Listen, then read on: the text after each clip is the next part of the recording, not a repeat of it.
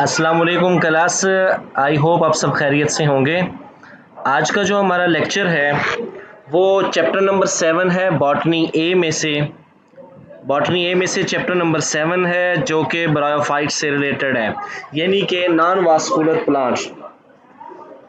Vascular plant है और उसमें उसकी क्लास है एंथोसिरोप्सिडा। उसके बारे में आज हम डिस्कस करेंगे, एक्सप्लेन भी करेंगे।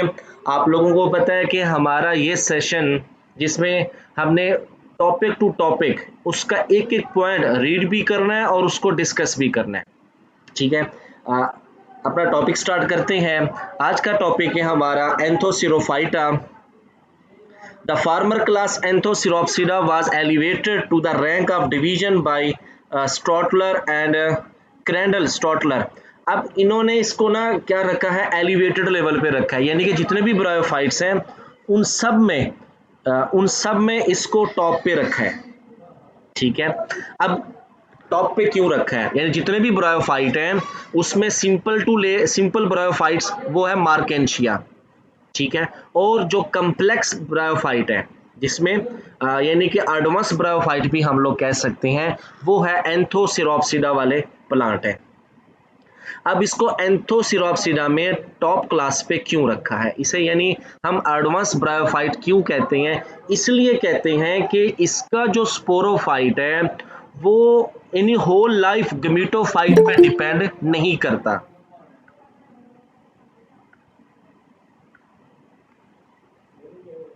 इसका जो ब्रायोफाइट है वो होल लाइफ गिमिटोफाइट पे डिपेंड नहीं करता। इसके मुकाबले में जो पहले दो है ना, जिसमें हिपैटिकॉप्सिडा आ जाता है, ब्रायोप्सिडा आ जाता है, जिन्हें मोसिस भी कहते हैं, उनमें डेवलपमेंटल स्टेज, ग्रोथ की stage till death sporophyte bryophyte पे डिपेंड करता है।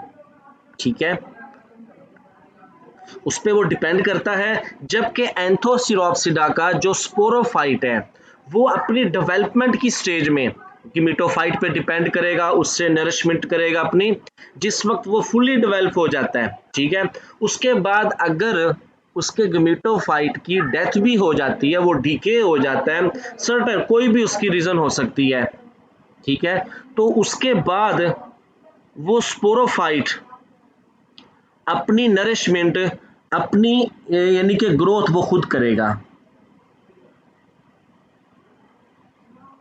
ठीक है, अपनी नरिशमेंट वो खुद करेगा, अपने यानी कि ग्रोथ खुद करेगा। खुद कैसे करेगा कि उसकी जो स्पोरोफाइट है उसकी एपिडर्मस में पैरेन्काइमेटस सेल्स होते हैं, उन्हीं में फोटोसिंथेटिक सेल्स भी डेवलप कर जाते हैं, बाद में वो अपनी फोटोसिंथेसिस खुद करता है।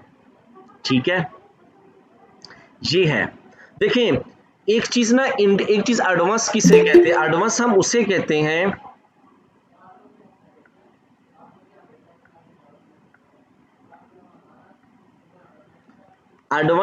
कहते हैं कि जो अपनी ग्रोथ खुद करे, इंडिपेंडेंट हो जाए।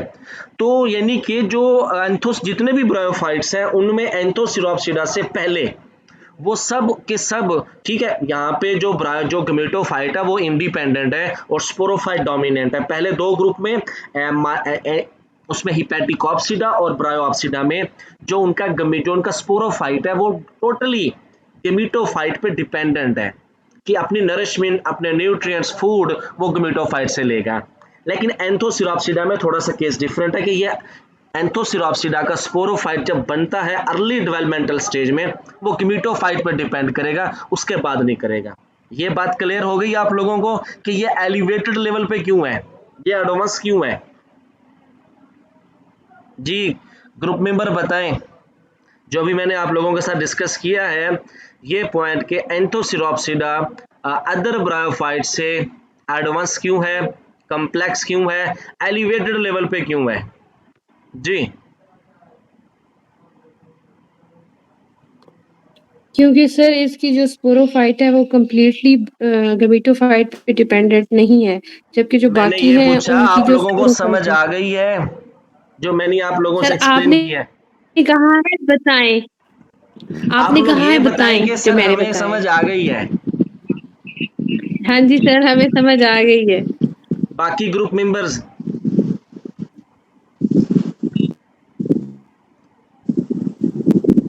जी सर, आ गई है समझ। ये दो ने बता दिया, 8-9 मेंबर ऐड हैं, बाकी लोग भी बताएं। जी सर, मुझे भी समझ आ गई है। सर आ गई है समझ। देखें, मैं यहाँ पे चलें एक जनरल बात आप लोगों से शेयर करूँ।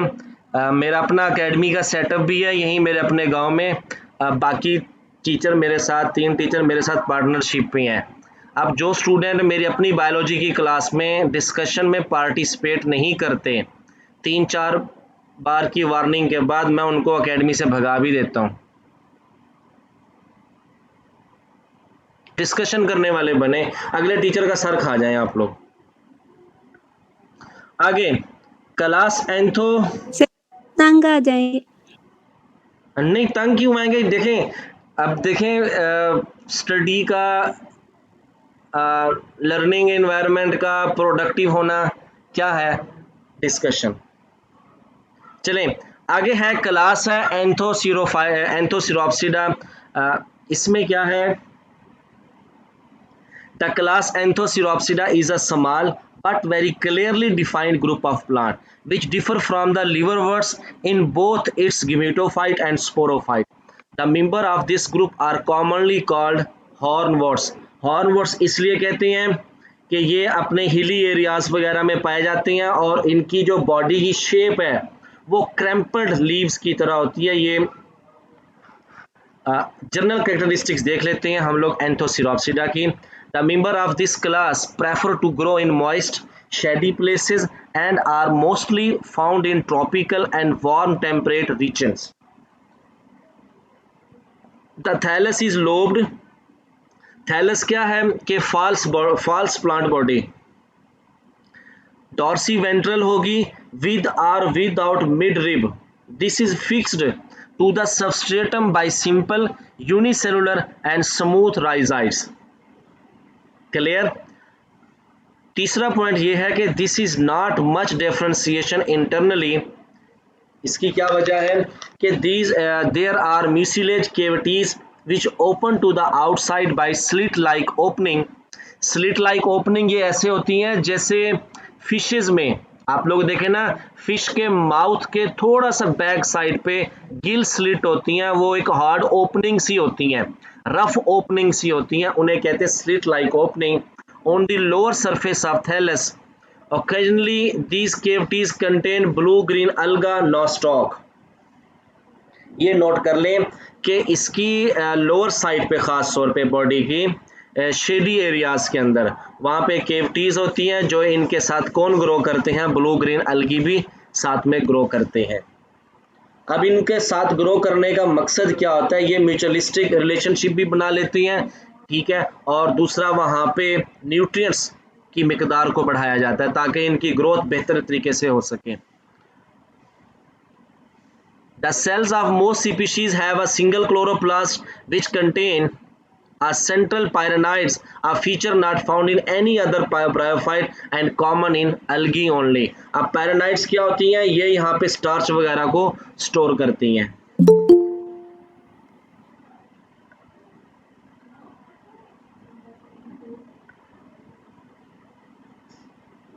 इनको मैं ऐड कर लूं, ठीक है. The sex organs are sunken in the thallus. अब इसके एंथोसिरोप्सिडा के जो एंथ्रीडियम आर्किगोनियम होगा गमीटोफाइट में, वो गमीटोफाइट की अपर आउटर लेयर से अंदर की तरफ धंसा हुआ होगा, संकन होगा, embedded होगा उसके अंदर. The archegonium develops from superficial cell and antheridium from hypodermal cell on the upper surface of thallus. अब यहीं से आप लोग देख लें कि एंथ्रीडियम कहाँ होगा? अपर साइड पे होगा. आर्किगोनियम अपर साइड पे ग्रो करता है, उससे थोड़ा स्लाइटली थोड़ा नीचे की जानिब कौन ग्रो करेगा? एंथ्रीडियम ग्रो करता है. The antheridia lie in roofed पिट्स.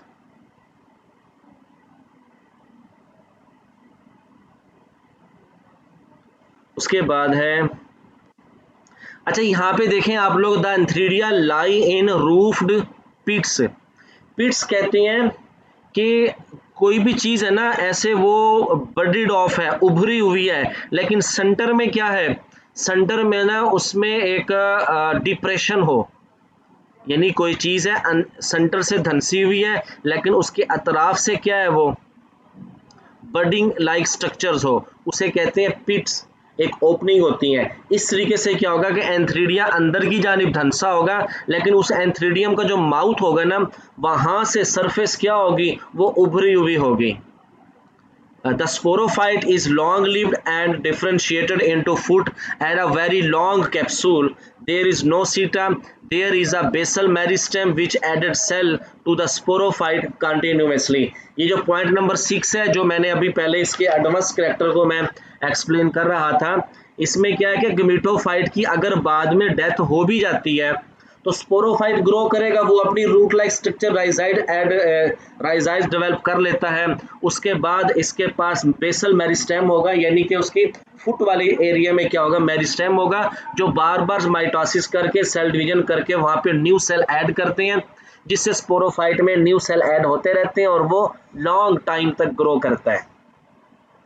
देखिए लॉन्ग टाइम तक ग्रो करने के लिए सेल्स चाहिए होती हैं, सेल्स का बेसिक सोर्स चाहिए होता है, तो वो इनके पास क्या होता है, इनकी मेरिस्टेम होती है बेसल रीजन में, फुट रीजन में। आगे है capsule. The capsule contain a dome shaped cylinder archisporium parallel to the elongated axis of sporogonium. It arches over a sterile central columella. अब इसका कैप्सूल को नोट कीजिएगा। कैप्सूल क्या है, एक डोम शेप यानी कि एक स्वलन पोर्शन है सिलेंडर लाइक, ठीक है। उसके अंदर की जानिब क्या होगा आर्चिस्पोरियम मौजूद होगा, लेकिन उसके सेंटर में, उस कैप्सूल के सेंटर में एक स्टीराइल स्ट्रक्चर होगा, उसका नाम क्या होगा कॉलोमिला, जिसके अतराफ में सारे के सारे स्पोर डेवलप करते हैं। यानी कोई भी आप लोग ने एक बॉडी ले लें, ऐसे सवालन फूली हुई बॉडी है, उसके सेंटर में एक रॉड है, आसपास क्या होंगे इनके स्पोर ग्रो करते हैं। Capsule dehisces basipetally from the top downward by two halves. These are hygroscopic and curl back, exposing the central column of spore and pseudoelaters. अब क्या होगा, इसका जो कैप्सूल है वो दो हाफ में होगा, लेफ्ट राइट हाफ भी कह सकते हैं हम लोग, डार्सल वेंट्रल भी कह सकते हैं, दो हाफ होंगे, उनके अंदर क्या करते हैं ये स्पोर वगैरह ग्रो करेंगे। The class include a single order Anthocerotales. जी ये 9 कैरेक्टर हो गए इनके।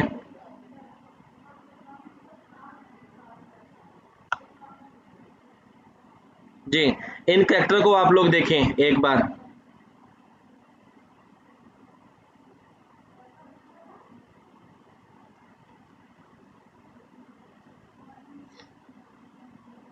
जी ये आप लोगों के सामने एंथोसिरोप्सिडा के जर्नल कैरेक्टर, बॉडी के कैरेक्टर कितने 9 कैरेक्टर हैं, इनको देखें। इनमें से आप लोग अपना कोई भी पॉइंट है, कोई भी क्वेश्चन क्यूरी माइंड में आती है वो आप लोग पूछें।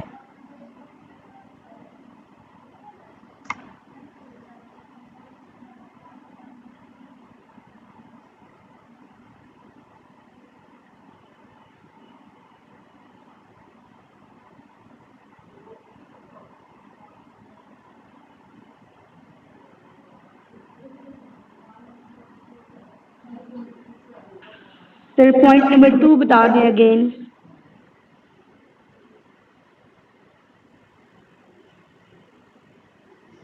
पॉइंट नंबर देखें, इनका जो थैलस है, नीचे शायद डायग्राम होगी, मैं उसमें दिखाता हूँ। ये देखें, ये इसका थैलस है नीचे वाला, ये सारा नजर आ रहा है, ये टी लिखा हुआ है, टी मीन थैलस है, एस मीन स्पोरोफाइट है। ये थैलस क्या है, देखिए ये सिरे हैं लोब्ड, इधर भी एक लोब है, ये भी एक लोब है, लोब, ये भी लोब है, ये जो सिरे नजर आ रहे हैं बेतरतीब से उभार इसके, ये क्या है इसके लोब्ड है, नजर आ गई। इसके थैलस क्या है, थैलस से मीन है इसकी body, main body, main body तो गिमिटोफाइट है, तो यहाँ थैलस से मुराद है इसकी गिमिटोफाइट। गिमिटोफाइट क्या है, बाई लोब, ये इसके लोब्ड है। देन आगे है डॉर्सी वेंट्रल विद और without mid rib. Dorsal ventral होगा, डॉर्सल और वेंट्रल साइड से क्या होगा, ये ऐसे जैसे, इसको मैं एक्सप्लेन करता हूं। डॉर्सी वेंट्रल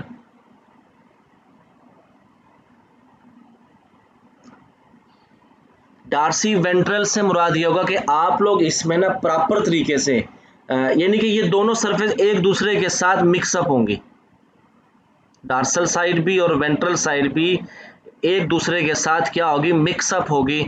ये इसकी शेप है। अच्छा, आगे उसके बाद वो कहता है विद और विदाउट मिड रिब, कहीं पे मिड रिब होगी, कहीं पे मिड रिब इसमें नहीं होगी। अब मिड रिब्स, अब यहाँ पे मिड रिब से क्या बात आएगी, एक तो था ना मिड रिब जैसे कि हायर प्लांट के लीफ में है, जो एक्चुअल लीव्स हैं उनमें तो मिड रिब के अंदर वास्कुलर टिश्यू होते हैं, जाइलम फ्लोएम, जबकि यहाँ पर तो वास्कुलर टिश्यू है नहीं, ये तो नॉन वास्कुलर प्लांट है। तो यहाँ पे विद और विदाउट मिड रिब से मुराद ये है कि इनकी जो गेमेटोफाइट बॉडी है, जो थैलस है इनका, जो कि डार्सल वेंट्रल है, इनकी बॉडी इनकी इसी में, ये शेप देखिएगा आप लोग,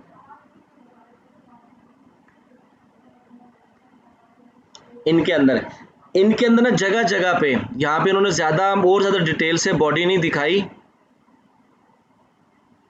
शायद आगे कहीं पर हो इसकी बॉडी।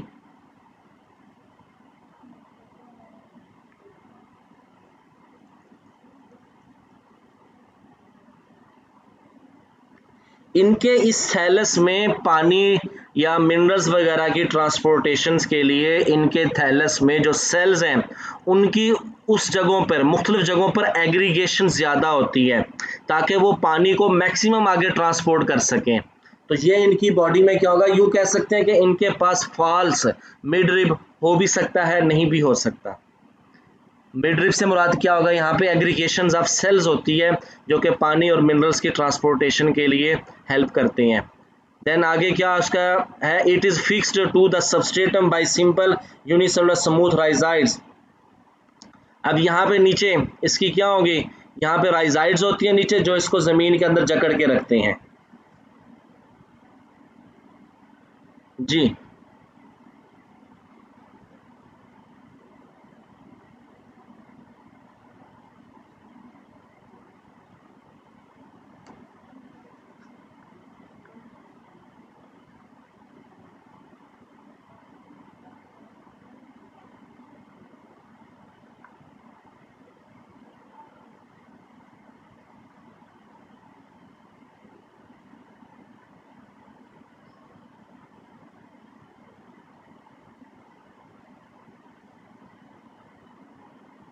जी आगे आगे पूछेंगे 9 पॉइंट में से आप लोग।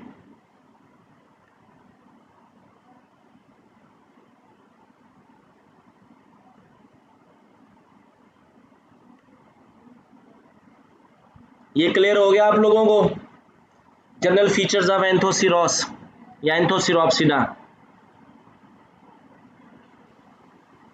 Yes sir. और बाकी मेंबर्स? जी सर, क्लियर है। जिसके जनरल कैरेक्टर्स हैं। अच्छा, मैं इस वीडियो को यहाँ पे स्टॉप करने लगा हूँ, दोबारा मैं लिंक भेजता हूँ अभी 5 मिनट के बाद अगला स्टार्ट करेंगे, क्योंकि ये फिर दोबारा इसने 15-20 मिनट के बाद इसने फिर वो दोबारा ज्वाइन करने का ऑप्शन दे देना है। आप लोग ग्रुप में एक्टिव रहिएगा। ये आप लोगों का आज जनरल कैरेक्टरिस्टिक्स, इस वीडियो में हमने आप लोगों के साथ एक्सप्लेन किया जनरल कैरेक्टरिस्टिक्स ऑफ एंथोसिरोस, जो कि एंथोसिरोप्सिडा से बिलोंग करता है। स्टूडेंट्स, अगली वीडियो में हम एंथोसिरोस के आगे जनरल उसके फीचर्स और उसके रिप्रोडक्शन को डिस्कस करेंगे। आप लोग अपना ख्याल रखिएगा। अल्लाह हाफिज़।